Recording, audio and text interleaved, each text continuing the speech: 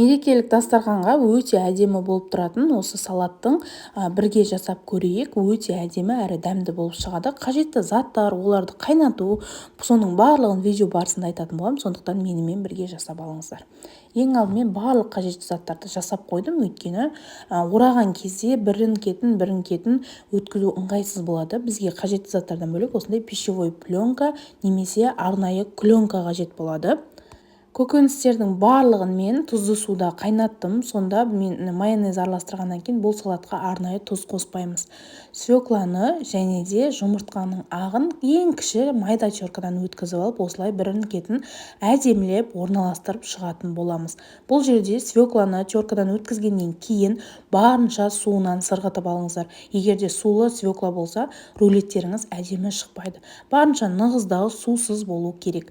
Жұмыртқа осылай тек ағын, сарысын өткізбейміз, сарысын бөлек алып қоямыз.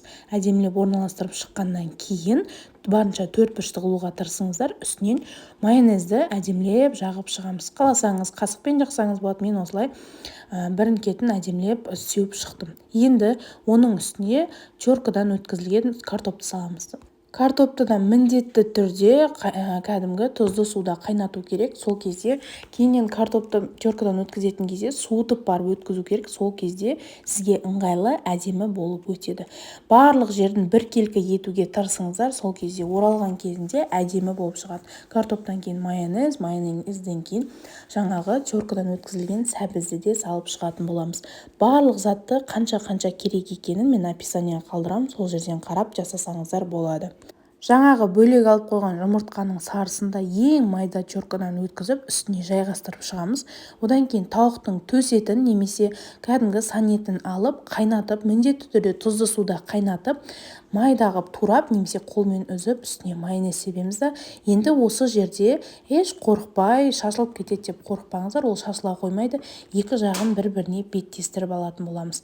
Сөйтіп, ыңғайлап, аккуратно бір тақтайдың төрт бұрышты асты тегіс заттың үстіне орналастырамыз. Осылай пленкасымен 2-3 сағатқа холодильникке міндетті түрде қойып алыңыздар.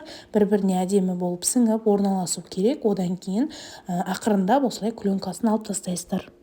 Қыздар, осымен біздің салатымыз дайын. Безендіргенде өз қалауларыңыз бойынша әртүрлі сәндесеңіздер болады. Бетіне гранат қоюға да болады. Бірақ бұл салат өзінше бір әдемі болған соң ешқандай безендірусіз де қоя берсеңіздер болады. Осылай кесіп ұсынасыздар. Кескен кезде де түрін көріп тұрсыздар, өте әдемі қыздар. Мен осылай қазақша канал жүргіземін. Маған тіркеліп, қазақша каналдың дамуына үлес қоссаңыздар, қыздар. Және де дәл осы салат жаңа жылда істеу керек-ау деген кісіге жіберіп қойсаңыздар, мәз болар едім.